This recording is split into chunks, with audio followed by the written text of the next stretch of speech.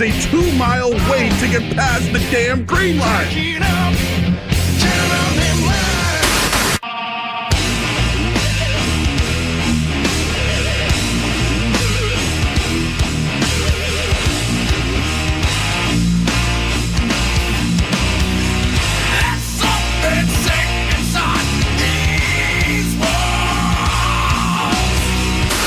Anyone who gets scared by a bear in the neighborhood, call Joe Murray. I happen to trust Joe Murray. First time I ever met Joe Murray was at a Hooters.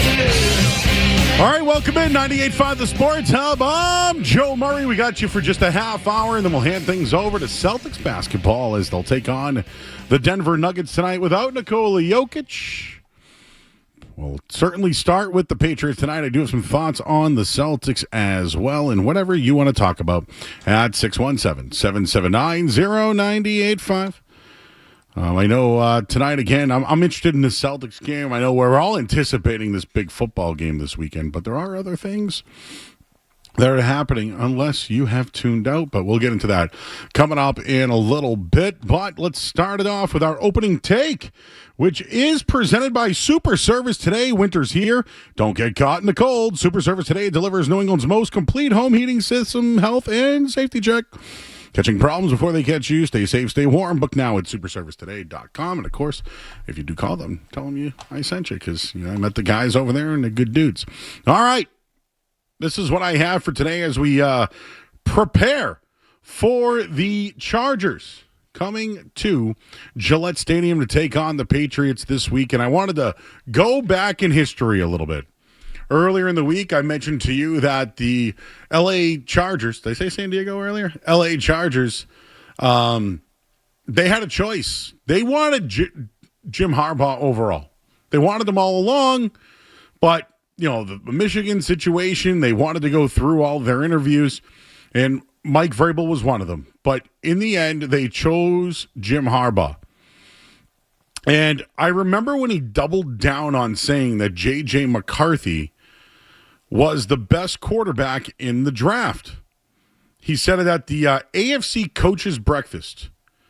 Jim Harbaugh says, I think he's the best quarterback in the draft when talking about Vikings quarterback J.J. McCarthy. He says, killer comes out when adversity hits regarding J.J. McCarthy. And if you remember at that time, the Chargers were, I think, 1 year into a Justin Herbert extension or something to that degree.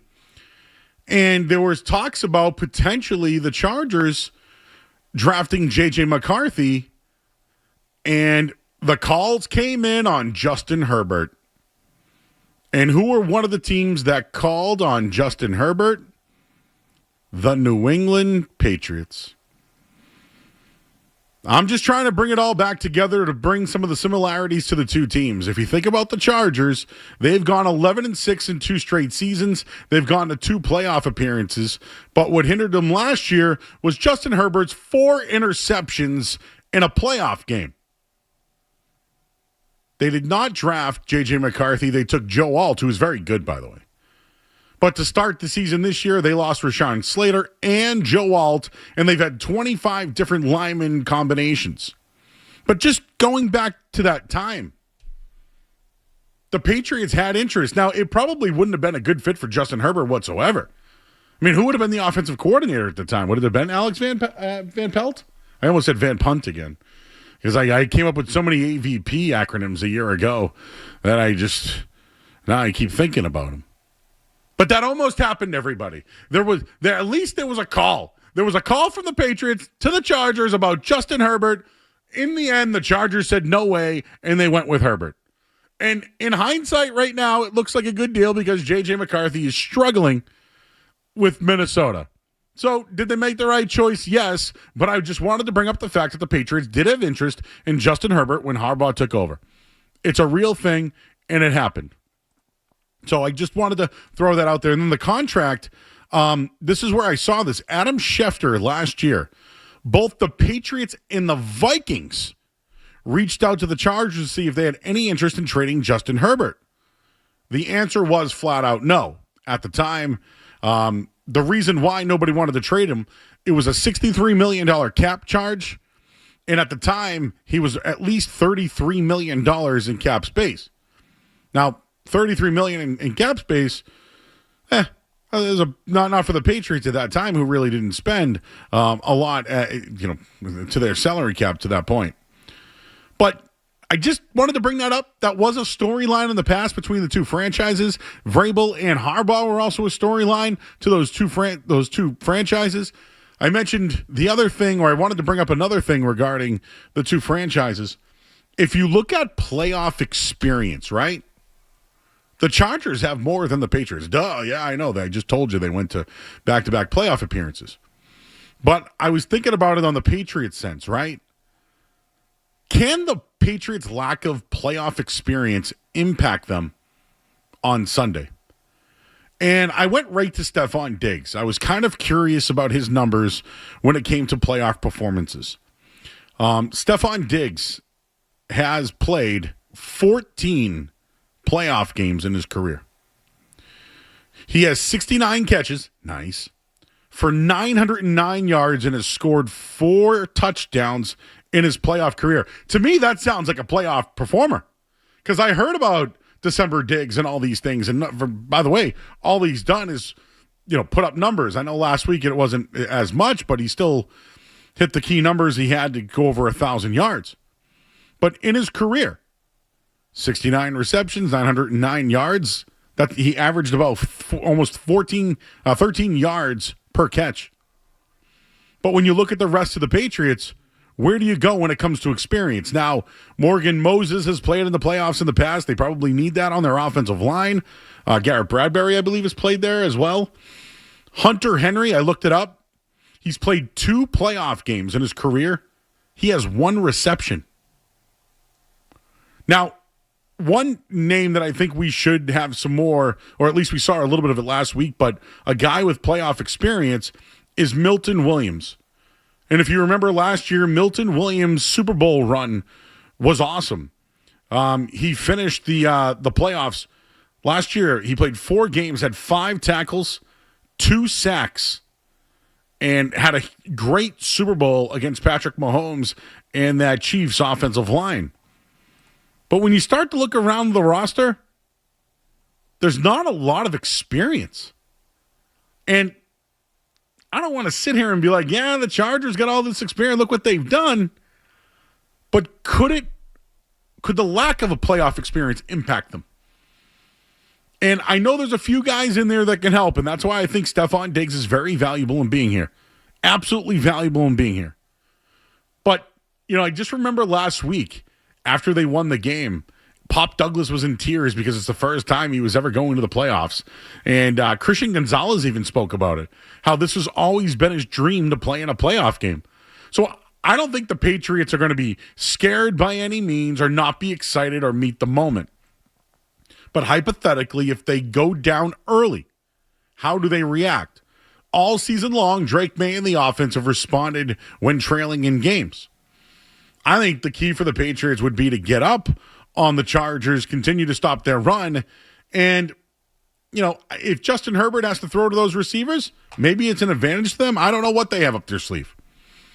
But I just wanted to bring up the Patriots playoff experience. There's some of it.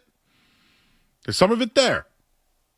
But it could still be a situation to monitor this week. And I did want to get into maybe some things that could go wrong in the game.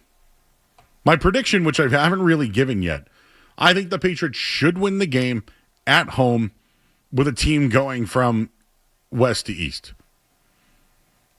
I got some numbers on that I wanted to give you coming up here on the other side. And I do want to get into some Celtic stuff as well. But what could go wrong for the Patriots this week? We'll get into that on the other side. We'll take a quick break. I'm Joe Murray. We're taking you up until 6:30 today, and then we'll hand things over to Grandy and Max. Celtics take on the Denver Nuggets tonight without Nikola Jokic, but we get to see another Murray tonight. Jamal, he'll be on the court. I like him. Remember one day, Skaz, I said he was better than Jaylen Brown? Remember that day? No, you don't know. You do remember that day. Yeah, I don't know how I feel about that today. Wow, how things can change after winning a championship and not missing the playoffs the next year. All right, we'll leave it there. I'm Joe Murray. You're listening to 98.5 The Sports Hub. You're listening to Joe Murray on 98.5.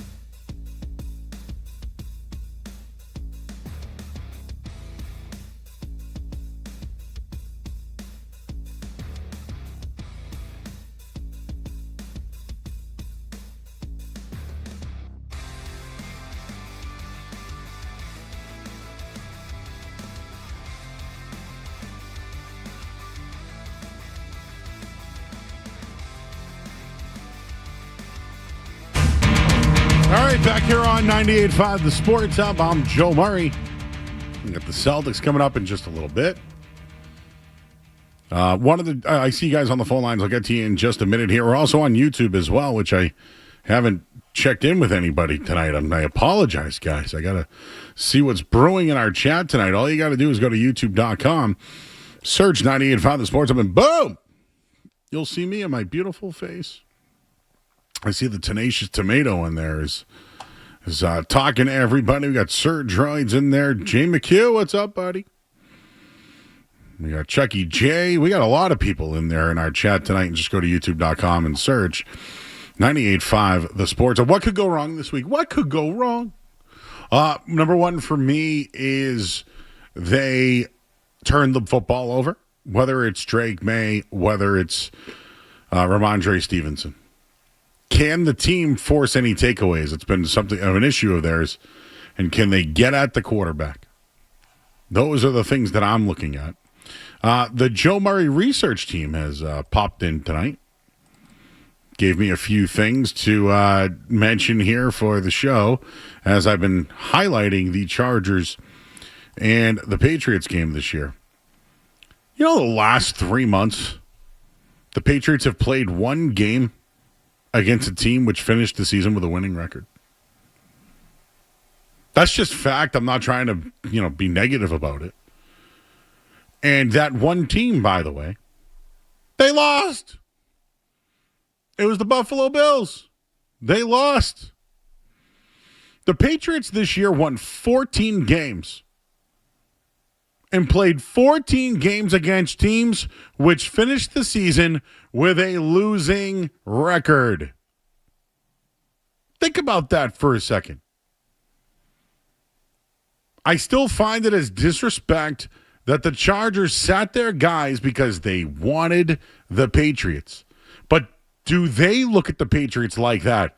Oh, a team that won 14 games, but against teams that finished the season with losing 4. Even the same thing in the last 3 months. They only played one game against a team with a winning record, and they lost. Do the Chargers look at the Patriots like they're frauds, just like you hear Cam Newton say or others have said? Oh, it's an easy schedule. Who have they played? It's the easiest schedule of all time. All those things may be true. They probably are true. I think the Patriots season's been a success, but I do think it would be disappointing if they lost on Sunday night. Now, is it a failure? No. But the pressure is on Justin Herbert, without a doubt. This is Drake May's first playoff game. Hopefully we'll see what happens there. But Justin Herbert is on the line of becoming a playoff choker. And you know what? Trevor Lawrence has something to prove this weekend, too. There were a lot of guys with things on the line this week when it comes to their reputation or playoff performances. And I think the most pressure is on Justin Herbert. That's what could go wrong, in my opinion. Can Justin Herbert play to Justin Herbert's potential? Could he sling the ball all over the field where guys like Carlton Davis or a rookie safety or an inexperienced Jalen Hawkins, and they can't get after the quarterback with the bad offensive line? That's what could go wrong. I still think the Patriots win this game, and I think they're going to do it by throwing the ball. I think the Patriots can exploit some of the weaknesses that the Chargers have, whether it's amongst their defensive line or their linebacking crew. Now, I know they have Khalil Mack, and I think it will be Mack versus Moses. Maybe they move him on Will Campbell at times during the game. But I do think there's this perception around the league that who the Patriots have beat, where they're at, that they're just a beatable team that's overrated. I wonder if the Chargers think that too.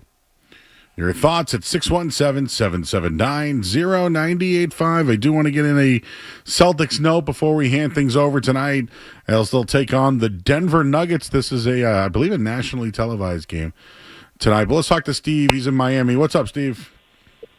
How are you? Happy and healthy New Year to you. You too, bud. Thank you. A couple of things. First of all, definitely the schedule has been the talk of the NFL this season. I mean, everybody brings it up about the MVP and about the Patriots and all that. You still have to go out there and play the game, and they've played a heck of a game. Now, I just came in. I'm in Miami, live in Miami, and while I was driving around, I met two Patriots fans, but the last person I saw had a golf cart with dolphins all over it. And he said, I need to run you over. But then he said, oh, we're going to get Harbaugh. So now all of a sudden they're dancing in their dreams that Harbaugh's going to be the next coach for the Dolphins. So that would be very interesting. I can't see them not doing a request to talk to him, but that would be interesting. The other thing I wanted to bring up is about Jaylen Brown. I think he's been getting the snub, even though, 9 or 10 straight games, and he's not player of the month and all that. I mean, that's almost like Marcus Smart. Not Marcus Smart. Marcus Jones getting a snub from the Pro Bowl. True. Thanks, Steve. What a snub on that. You're right. Thanks, Steve. We're just up against it, man. Appreciate you, buddy. A couple of things on the Jaylen Brown thing. Skaz, maybe I'll bring you in. Are you surprised that he's only 6th in the Eastern All-Star standings? It's a little surprising, but it's still a little early. What does Jaylen Brown have to do? He has his own sneaker brand. He does his streaming every day. He goes around the city and does pop-up events. He's very vocal about, just everything, how he feels snubbed. What's Jaylen Brown not doing right, guys? He's scoring 30 points a night. He's been leading the team. They've been playing his style of basketball. Everyone's been supporting him. But now is he a superstar? Now it's... Yeah, I think the fans deserve a little bit of the blame for this. Donovan Mitchell, Tyrese Maxey are ahead of him. Maxey's been good this year, but are the Celtics Cavs supporting stink. him? Are the Celtics supporting him? Yes, I think the Celtics definitely are.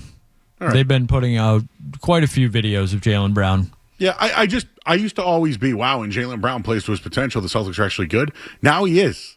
And around the league, does it have anything to do with the way that he is or who he is? Being vocal about things and being different? Or seeing things differently? He certainly, I think, feels that way. We saw him after the, Player of the Month thing. He was on Instagram or Twitter saying politics and shaking my head and stuff like that. So I think he certainly feels slighted. And when you see stuff like this, it's hard to kind of disagree with that notion. Exactly. I'm not sitting here to make it a story. I think I'm starting to understand Jaylen Brown. What he's doing his own campaigns. I couldn't believe that when I saw that today. 6th in the East? You got to be better than you mentioned it. Giannis was the guy, or one of the guys, Giannis was on top. That's laughable. He's not even playing. It's absolutely laughable. All right, Jordan, you get the last call, bud. All right, thanks. You're on the air. And you're off. Yeah, good call. Good talk, buddy. What do you want to talk about? Schedule? So strength of schedule, the Bills or something like that. Does any of that matter going into the game this week? I know I just brought up that they haven't beaten a team over 500 or whatever. What matters more, that or the lack of playoff experience? So I'm going to go lack of playoff experience. Because they're going to try hard, but can they execute? Can they game plan? I think they got the coaches to do it. Absolutely. This is why I think Vrabel and McDaniels are it's almost, I don't want to say bigger than May this week, but they're right around it. We should do this tomorrow night. How big and as important is Josh McDaniels in this matchup? Oh, yeah, baby. We got to...